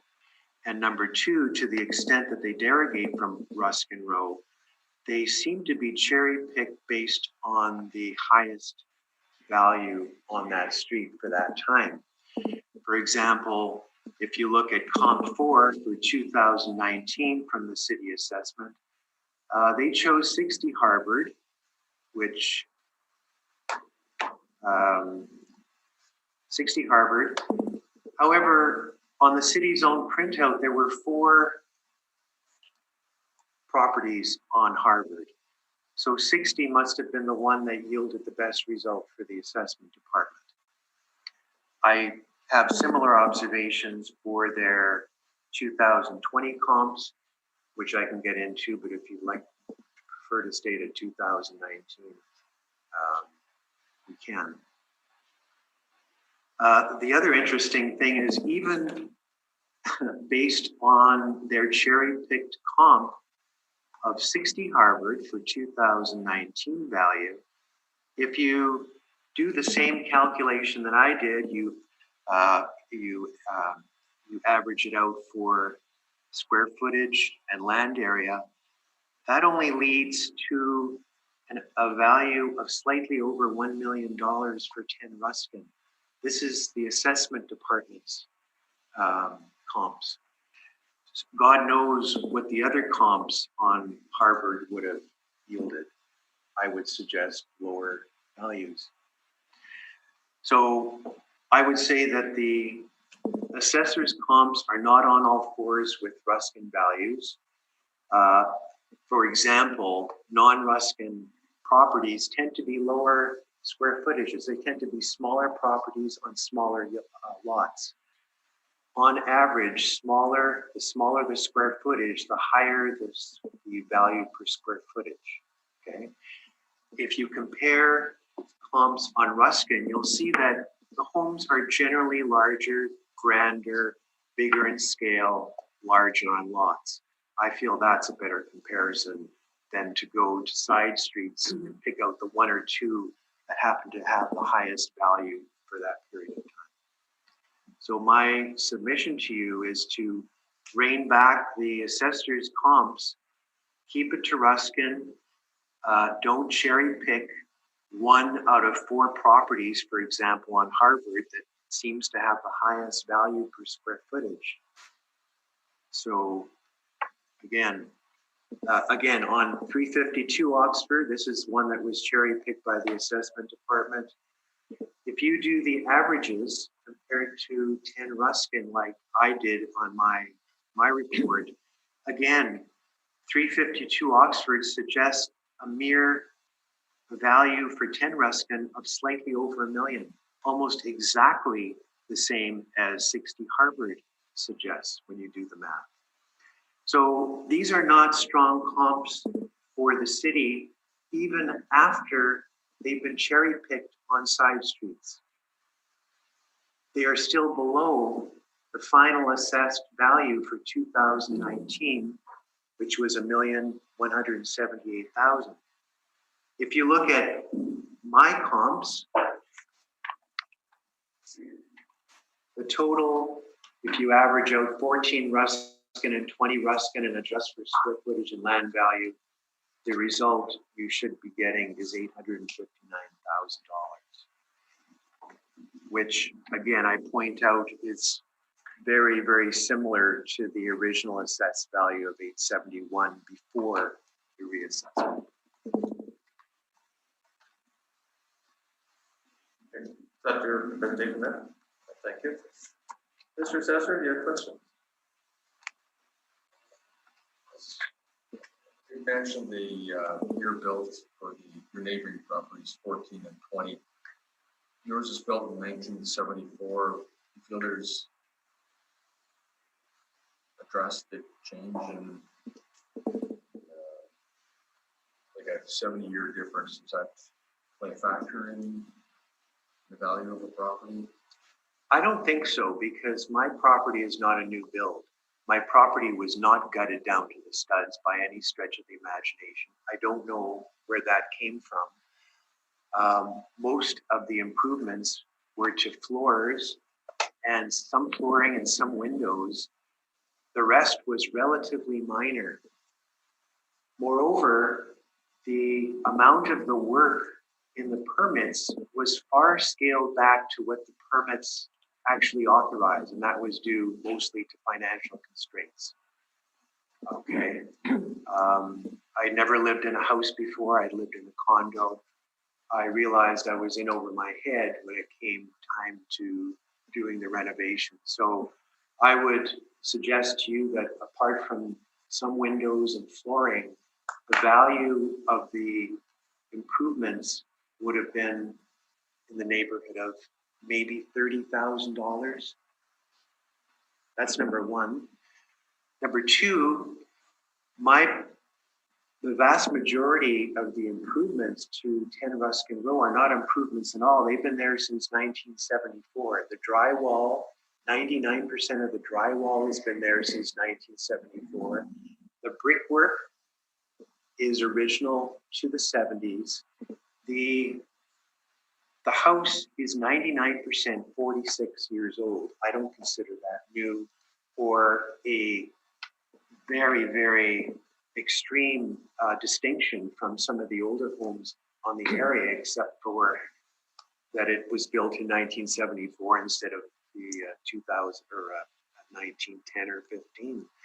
Moreover, the architect who built my house loved the 70s. And a lot of the touches, the brickwork, the shape of some of the drywall is very 70s. You have to love the 70s to love my house. If you don't love the 70s, you won't like my house and you would never buy it in 100 years. I love it. I grew up in the 60s and 70s. That is the kind of architecture that resonates with me. I personally love it. A lot of people that come into my home laugh at it because it is so 70s. So to answer your question, the extent of the renos are not as presented. The majority of the house is 46 years old. And it's distinctly stylized to one style, which you either love or you hate. So you mentioned that changes, various a lot of changes on the plans. Were these, did these not occur? There's plumbing, electrical, the drywall, was the property not gutted at all? No, it wasn't. No, it was the original studs, the original drywall. There was no gutting. I don't know why that would have been mentioned in there as a note.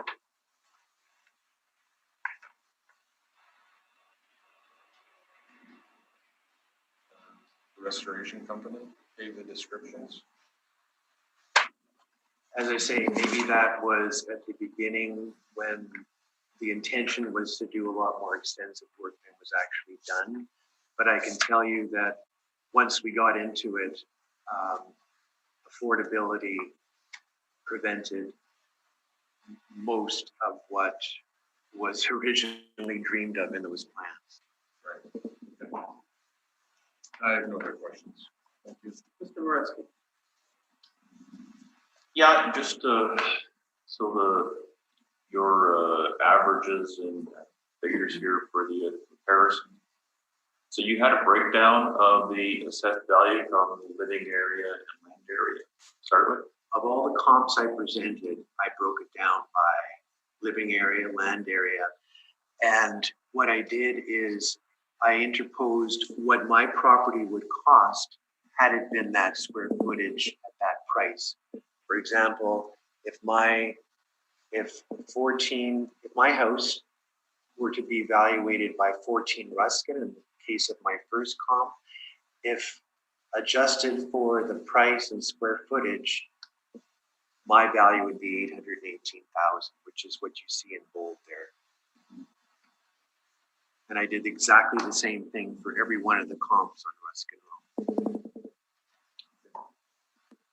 My lot is not a huge lot. Remember, it was an infill from 1974. So they crammed 3 lots onto one bigger lot from a home that was demolished in 1963. Most of the homes on Harvard have their original property size, which are bigger, in some cases, much bigger. In the case of 12 Ruskin, which is in my 2020 presentation, the land area is 24,000, almost 25,000 square feet compared to my 14,000. So there's a huge difference there just on land value. Also on square footage, it's significantly bigger square footage wise. But I was very methodical and very consistent whenever I analyzed each of the Ruskin comps. And I was very clear with what the square footage comparison would be, the land value would be, as well as what the average of those two was. That was, to me, the best indication of value. Who knows who has upgraded their places based on the comps that I provided. Some are completely renovated, some are not touched, some are somewhere in the middle. So I ignored that because your printout, city printout, does not disclose that. It simply discloses basic figures.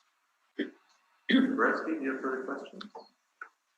So the land area and the living area for your comparables, how did you value that?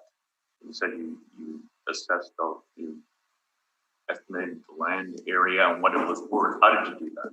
Okay, what I Let's did, take the land, let's take 20 Ruskin Road. How did you assess the land area? How do you separate the living area and the land area? I didn't. I made separate calculations for each based on what they were. It was a mathematical calculation. And that's what you see there. In the case of 20, you see 986,362. If you compare it based on land area, my value should be 817. When you combine those or average those out to give them a fuller sense of value, it comes out to 901. I got you, Nadia. I got it. Okay. Thanks. I don't have any more questions. Yes, I'm wondering how long you have lived in this home. Oh God, since 2015. 2015? Yes. So you did not take out the building permit for the changes in the home, which was taken out in 2014? My contractor would have done that, I believe. So you owned the home in 2014? Yes. Okay. Is that when you purchased the home? I actually purchased it in 2013. 2013. And then moved in a year and a half later, give or take. So in the meantime, were you renting out the home? No, it was either vacant. I had my architect go through it, do the dreaming, the plans. They came up with many scenarios that took a long time.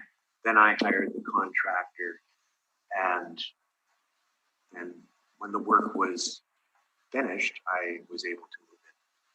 But the work was only the floors and a few other things that you had, the windows and the flooring? Some windows, some flooring. There was no gutting. The drywall is all original. There was some plumbing. There was some new lighting. But again, far less ambitious than what the original plan was. Okay, and then you moved in 2015. And are you saying that with the changes that have been made to your home prior to your moving in, I don't know, have there been any subsequent to your moving in? Have there been any changes made subsequent to your moving into the home? Oh God, no. So you think the value of your house has gone down? I'm saying based on, all I did is give you an indication of what the comps would suggest the value is.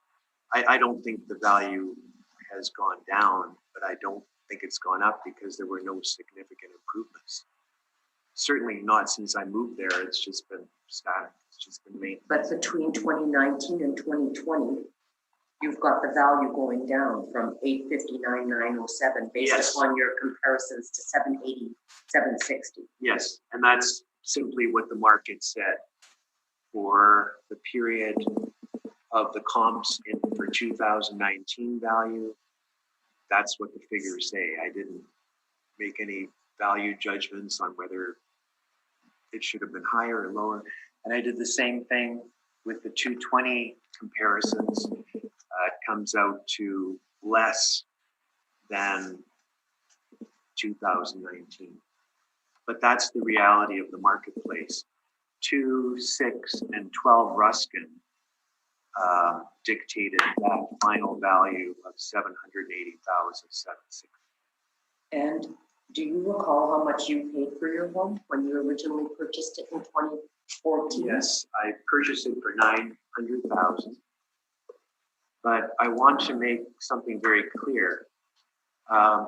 It was a private purchase. It was non-arm's length.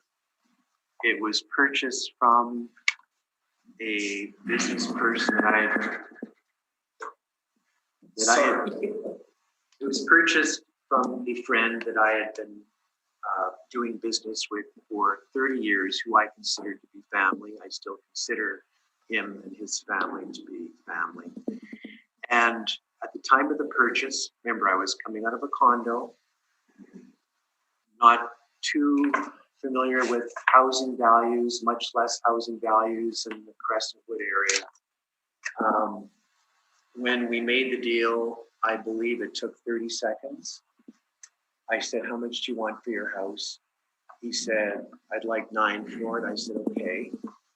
I did not do any fair market value investigations. I did not call any real estate agents to say, hey, what's this property worth? Frankly, I didn't care, because I knew that purchase price was going to allow him and his wife and his daughter to have a new lease on life by purchasing their dream home, which suited their family and some of the mobility restrictions that their family was experiencing and still is. And just to finish that off, in retrospect, I believe I paid significantly more than fair market value for the property back when I bought it. And may I ask, did you receive a card from the city? Sorry? In February 2020, did you receive a card in the city? I don't recall. You don't recall. Okay, that's all my questions. Thank you. I have no questions. Thank you very much.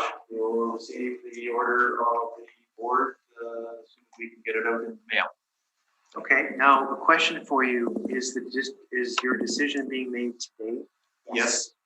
After we hear all of the applications, then we sit in deliberation, we make our decisions, and then that gets processed by the staff. Now, we didn't spend a lot of time on 2020 and in particular the assessor's comps. Did you get the gist? Did you get the gist of my comments with respect to that? I had thought that we had covered that, yes. My point is that for 2020, there are 0 Ruskin comps included in the assessor's comps. Whereas with mine, I easily found from the city's own printout 2, 6, and 12 Ruskin, and I have to wonder why those were left out of the city's comps, where they're on the same street, in some cases very near to my own house. I think the reason is because if you look at my sheet, the average price for all of those would suggest a 2020 value, an April 1, 2018 valuation of $780,760. Once they started cherry picking on Wellington Crescent, Dromore, Harvard, it painted a very different picture valuation-wise. And I can only assume that comps on my street were excluded specifically because they did not operate in the favor of the assessment. Well, you presented your information. Thank you for that. I think we have all of that information. Thank you.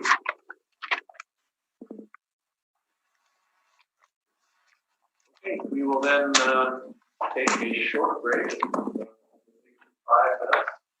And do we have the other people waiting? We'll take a 5-minute break. Thank you, Mr. Young. We're back from our short recess. We have 2 additional properties on the docket today, and we don't have applicants present for them. So we need to decide what we are going to do with these. We will take a short recess as a panel and make that decision and come back.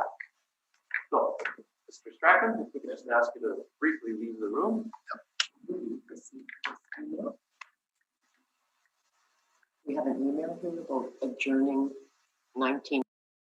Okay, so we are resuming following our short recess in which we determined that we will hear the applications made by 2 applicants who are not present.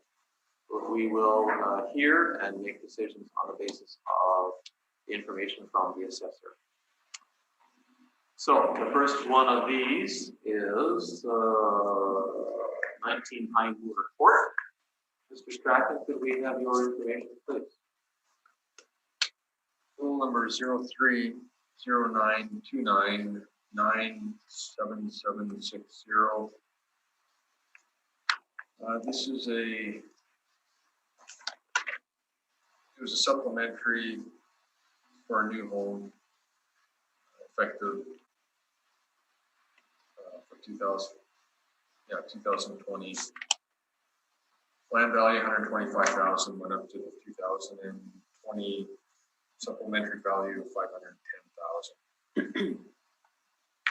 2-story, approximately 2,300 square feet, full basement, 3 washrooms, a variety of features, attached garage, 5,600 square foot lot.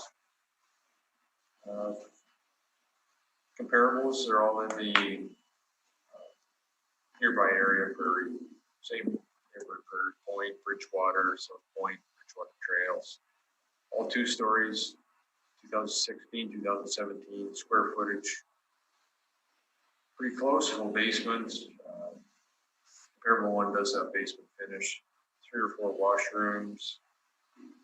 All the comparables are relatively close to the subject property. Lot sizes, same thing, 5,000 to just under 6,000.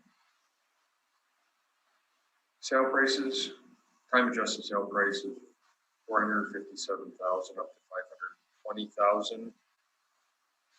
And we feel the value 510,000 is what the property may have sold for April 2018. And second page, I supplied the map area for the comparables. Thank you. Ms. Moretzky, any questions?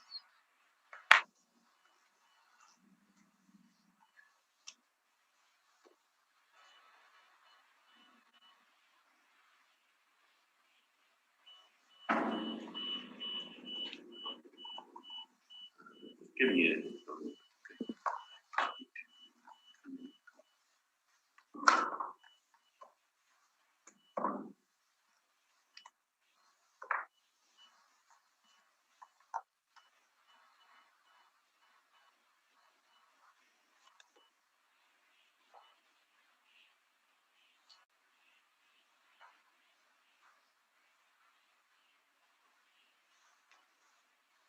No questions. Ms. Renfro?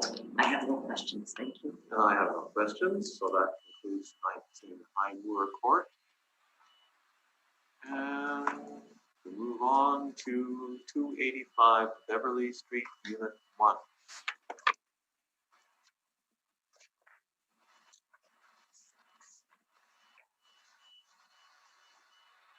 Rule number 13099071875.